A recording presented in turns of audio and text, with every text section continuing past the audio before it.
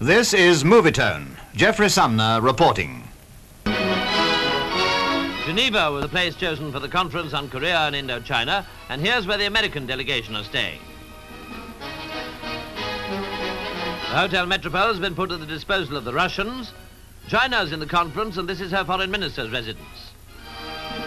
Here, the house in which Monsieur Bido stays. For Mr. Molotov, this villa. And here's Mr. Eden's temporary Swiss home. The Palais des Nations, where so many efforts to solve international problems have been made in bygone days, is the scene of the conference itself.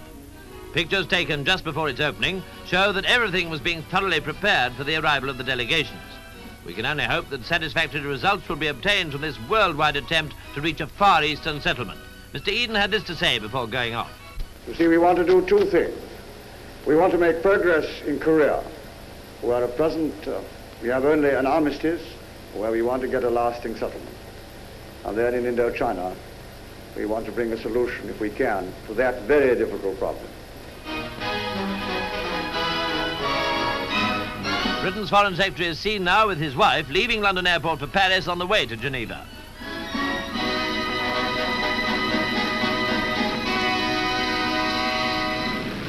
Meanwhile, in Indo-China, the attacks on Dien Bien Phu had been stepped up. French Union forces, holding on against greatly superior numbers, were being very hard-pressed. Outposts of the fortress had been overrun by the enemy, and the French command was in constant need of reinforcements and supplies.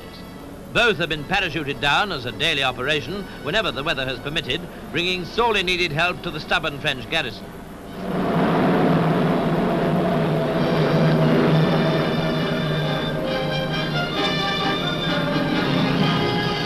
Aid from the air, in fact, has apparently been the only method possible, and at times aircraft have been able to land on the airstrip.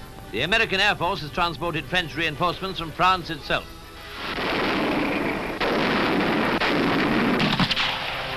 On the eve of the Asiatic Conference, reports filtering through from Indo-China indicated that the situation was pretty bad.